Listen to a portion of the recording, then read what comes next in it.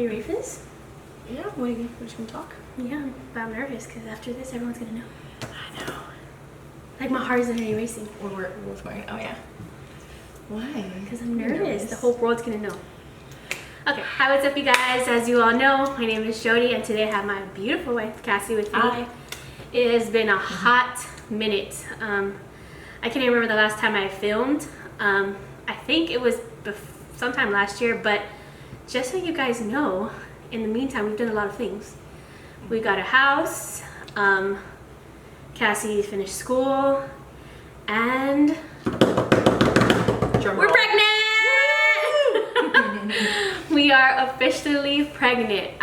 So crazy to say that. And I'll go into detail, and I'll probably put some videos in here from our journey, but it's been a long year.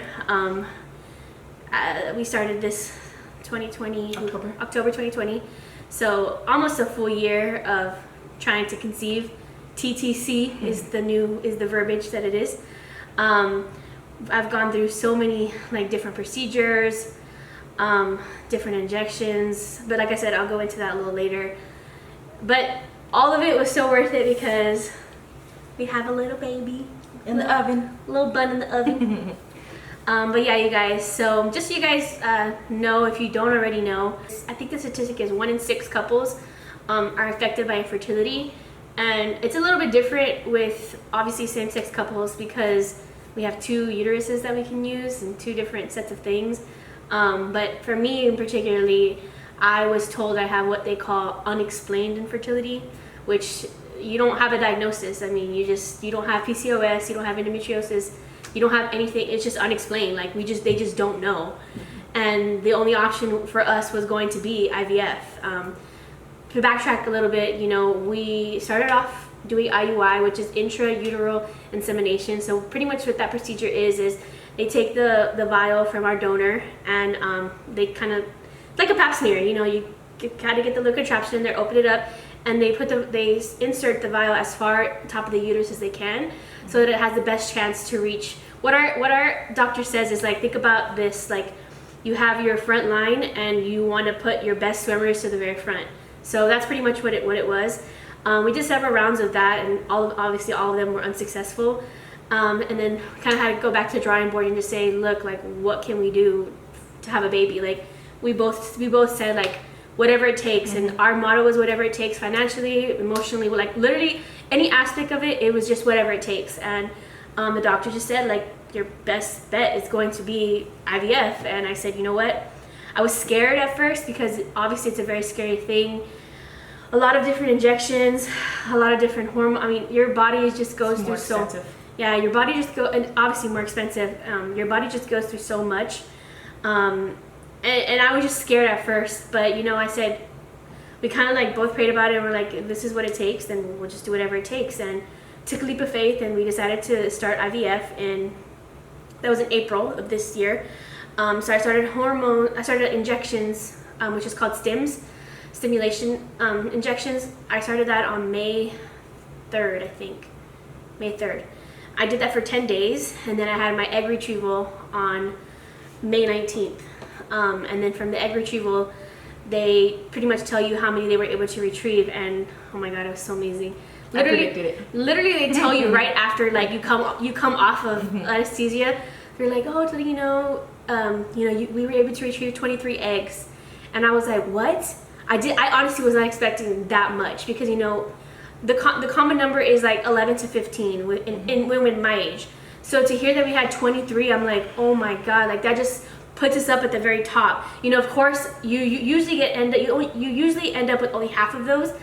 But in my mind, I was like, if we are only getting half, that's still a better chance than those that only get 11, So it was really exciting to find that out. And then obviously as the days go by, you get a call on the next day, how many, from those 23 retrieved, how many matured, meaning how many eggs are ready to be fertilized. So they're strong enough. So out of the 23, 16 were strong enough to be matured and to be inseminated with our donor. And then once they fertilized our donor and my eggs together, out of those 16, 14 were able to be fertilized. So we don't get another call until day 3, and then on day 3, they called us again and said those 14 are still doing great. And I said, oh my God, this is amazing. Like, we have 14 that are still growing.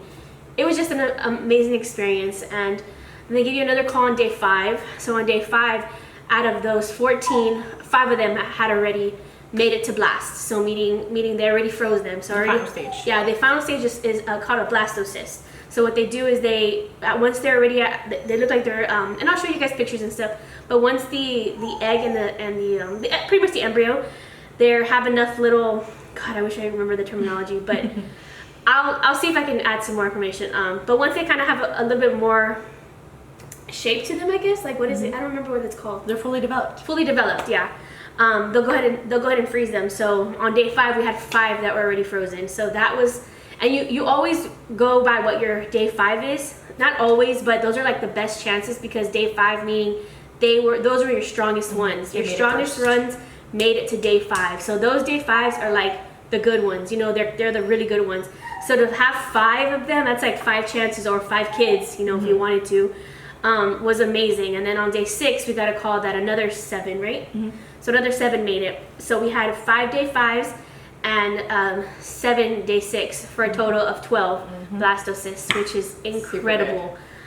So we either have 12 kids or 12 chances, you know? Because obviously, I'll explain a little more. Not every single FET, which is a frozen embryo transfer, will stick. You know, you have some cases where they just don't stick. The embryo doesn't stick to your uterine lining. The baby just does not stick, and you just don't have a baby. But going back, we have 12 blastocysts that made it to the final stage. So that was amazing to hear. And then after that, you just kind of wait to get your period. And your period's going to be messed up after hormones injections, because you're stimulating your body on so many different things. And usually a woman will have maybe 1 or 2 follicles that will mature in her period. But obviously with hormones, I had 23 follicles. That's like an astronomical number of follicles. So it does take a little bit of time for you to get back to baseline. So then I ended up getting my period May 28th. I don't know why that number's, May 28th. So after that, you kind of go back in and you say, okay, I'm ready for this transfer. Like, what do I do? You start on transfer meds. So I started off on estrace pills, which is pretty much estrogen, and then an estrogen patch that kind of goes on your belly, which I have so many different like scars on my belly. But you start off on those 2. And then later on, once you're getting ready to, so then after I started on the estrace and estrogen patches, then once you're getting closer to your transfer date, they start you on PIO shots, which pretty much that is progesterone and oil, which is what your body needs to produce. If you were to conceive naturally, it's something that your body would produce on its own. But since I'm not conceiving naturally, the baby's already being put in there. They have to give it to you. That way, your body kind of gets used to creating it. And those shots, let me tell you, girl, It's a thick oil. those are a thick oil, and they go like right above your butt back here, and it Stings. it's a pain I can't even explain. I mean, you obviously get used to it after a while, but some days, like if you maybe I hit something and you just have to suck it up, like just take it, and oh my God, it hurts You get so rid of bad. that knots. You're not like, you get knots on your back, like you have to like massage them hoes out, because like they're bad. Anyways though, so we did that, and then our transfer date was June 14th. So technically that's when you're PUPO, which is pregnant until proven otherwise. So I didn't know that term. oh really? Yeah. You didn't know That's anything. cool. You mean I do that stuff.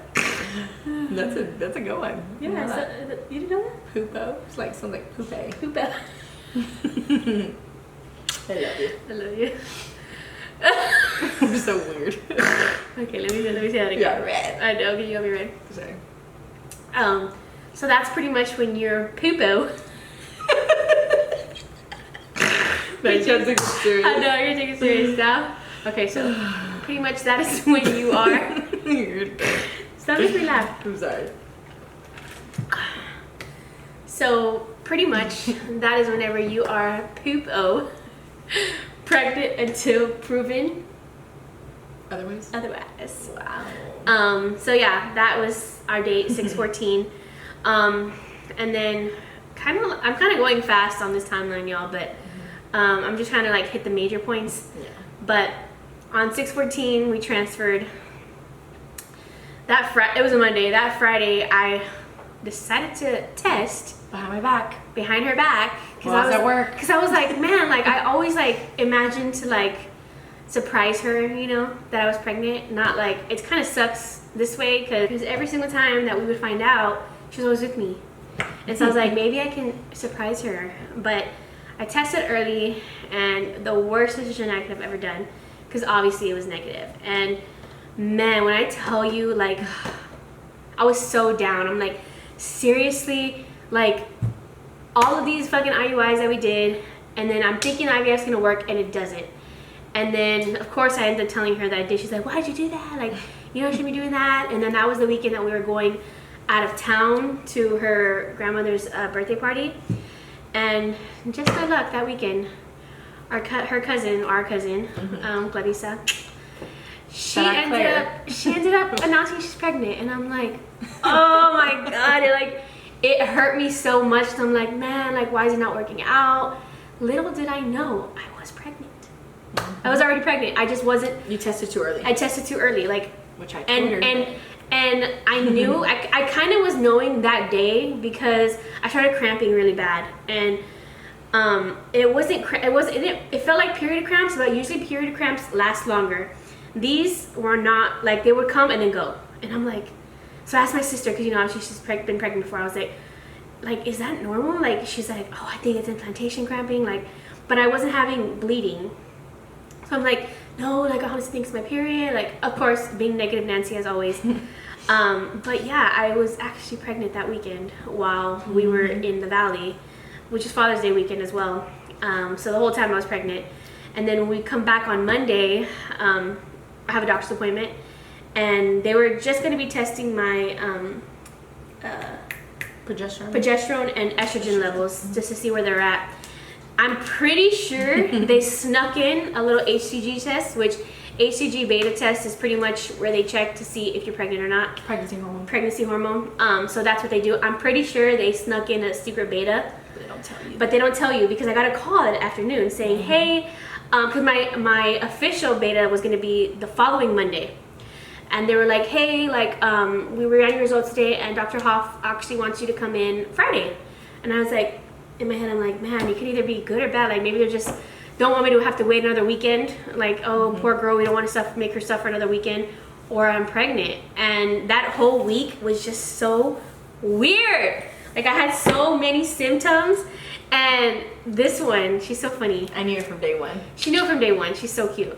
Like, every time I would say something, she's like, oh, you're pregnant. Oh, you're pregnant. And I'm like, Kassy, chill. I just knew positive vibes like, Daddy, were chill. radiating around me. Really? Yeah. I'm like, Daddy, chill. Like, we don't even know. But no, actually, I was pregnant. So, yeah, we go in again that Friday, and then on our way there, we're like, you know what? Whatever happens, like, whatever happens, happens. Like, if this is meant to be, it's gonna happen. You know. And on the refrigerator, oh yeah, I was gonna say that. No, you say it. It's my moment. It's your moment. It's your moment. I'm kidding. No, yeah. So, yeah, I made it a point because we had like a schedule of her medication and stuff on the refrigerator, and I before we left, I wanted to write in big letters that you are going to be pregnant. No, you said you are pregnant. Oh, okay, you are pregnant. Yeah, sorry. And then, yeah, I just wanted to write that to just speak it in existence. Because she knows in the morning I go check my calendar to see which medication I take. So that morning before the appointment, I went to go check the calendar. The calendar to see what medication I take. And I read that, and I was like, oh my God, she's so cute. I was like, you're the cutest motherfucker. Because I was over here, she's in the room. And so we go on Friday to go do the beta, and the whole time we're just like, you know what, like, whatever happens. At that point, I already had put in my head I'm not pregnant, so I just like, I kind of already was like, you know what, it's not, like, it's fine. I didn't want to get myself like all worked up for nothing, because in the past it's always happened. But so we go in, we do the test or whatever, and then they're like, okay, we'll call you in a little bit with the results, and I'm like, okay, whatever. We come home and we're like, just cut the grass. Like, let's just, you know, normal day, you know. So we go outside, we're cutting the grass, and as we're cutting the grass, I have my phone in my tights, and I feel it going off. Girl, I go and I accidentally declined the call. I was like, fuck. So immediately I called back, and I'm like, oh my god, I'm so sorry. Like, I didn't mean to decline your call. She's like, no worries. Hi, well, this is, you know, so and so from HFI. We just want to give you a call because we got your results back for your beta, and you know, we just want to let you know. And like, they just kind of like say all these words before they say it. I'm like, girl, just tell me yes or no. And then so then she's like, we just want to let you know you're pregnant. And I was like, what? I had never in my entire life thought I would get to hear that. You know, I never thought. I guess because like after every single time we went, it was always, I'm so sorry.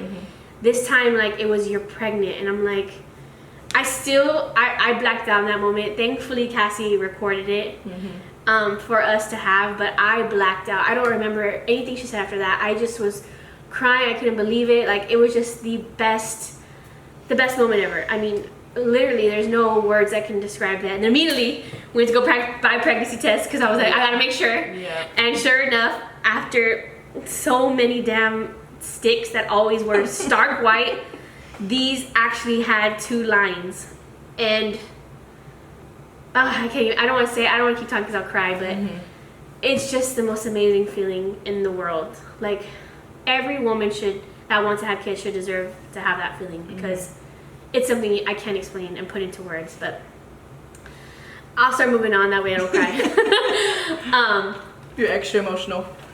Yeah, right now. Exactly.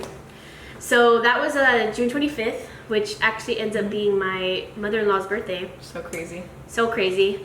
We wanted to tell her that day, but I was like, no, like, this is her first early. grandchild. Like, I want to tell her in person, you know? But that day, my siblings were coming we were having my cousin's party that weekend, and they were coming, and I was just like, oh my gosh, like, we might as well just tell them. Yeah. Because my sister already knew I was gonna have my beta test that day, because my sister had been praying for me and stuff. So when she got here, we have, thankfully, Kassy again recorded this. She's like, she's been so awesome recording everything, you guys, like, for memories, because I tend to black out in moments like these. Like, I forget everything, because my mind just still can't believe it. So thankfully she ended up recording, and I'll post that video. But everyone was just so happy, and then little by little we started telling my friends, my cousins, and then her parents and my parents, and honestly that's it. We haven't really told anyone else. So you guys are finding out, other than my cousins, which I just they just found out yesterday because I told them. But other than that, you guys are finding out with everybody else that officially baby GL will be here March 2022.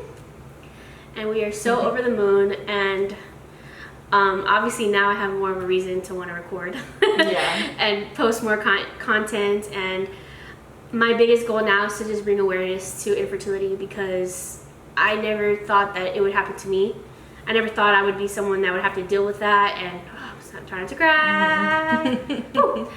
I never thought I was going to be someone that had to deal with that, and someone that was going to have to live through the horror of that. But here I am to tell you, it does get better. It does take a lot of tries. It does take a lot of money. A lot of money.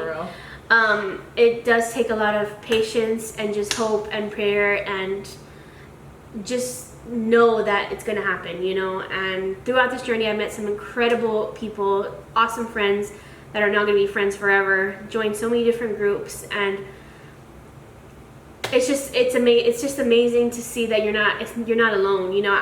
Through this whole process I always thought, like, it's just me, something's wrong with me, because obviously donor, which we call baby daddy, just funny and not like serious or anything. So we just like to say that, because you're like, oh my God, joke around a lot about I want to have baby daddy drama, you know. But yeah, so baby daddy, you know, obviously he was producing. I mean, he had a lot every single time. But so in my mind as a woman, I'm just like, well, it's me, you know, it's me. I'm not doing it, and it hurt me because I'm like, I know how bad she wants to be a mom, you know. Like, Kassy has been wanting to be a mom since the day I met her, which was 12 years ago, which was I was 16 years old. I'm like, girl, like, we're in high school, chill. I know. She's always wanted to be a mom, you know. And we always had this dream of being parents. Actually, 2017, I think, was the first time we sat down and we were like, okay, like, we're gonna do this, you know. And then just life got in the way all the time. We were just like, I started school, and then we were looking for a house, and you know, thankfully the pandemic actually brought us everything that we wanted, which was our house and the opportunity to have this child, because we weren't going out. We were saving every single penny that we could possibly save. I think we've saved, I don't even know how long we've been saving for. The baby account has been on our vision board since 2017. Like, that has been a dream of ours since 2017. I don't think we've ever shared that with anybody, but that's been on our dream board since 2017. And now in 2021, we can officially say, like, we made it. And we made it happen. It's just incredible. And I'm sure there's going to be a lot of questions, and I am more than happy to answer any questions that you may have. Maybe I'll just do something on Instagram, like, to submit your questions or something. But I'm sure there's so many questions, because I know I'm not the only person out there that's gone through this. And I know there's so many different women out there that have questions in regards to fertility treatment and things of that nature. And especially, you know, same-sex couples, because it is a lot harder for us. We have to technically pay to have a baby. You know, it's not just go in the bedroom and have a night of passion. You know, it's like, it's a lot of work. It's a lot of timing. It's a lot of different things. So I'm more than happy to answer any questions, and I'm just excited for you guys to come along with us on this journey of finally motherhood. We are just so over the moon, and this baby is going to be so loved. Like, in the future, you see this child. I know your mamas are crazy. Just a little bit crazy, but we love you so much. And spoiled. And we're just so excited, you guys. And I'm gonna quit rambling on and just show you guys all the other videos that we had, like different vlogs that we would do, and you guys can go from there. But thank you guys so much for watching. Sorry for the longest away time, but we were busy making moves, and now we're back on track, and happy to share everything with you guys. Thank you for being on this journey with us, and talk to you soon. Peace.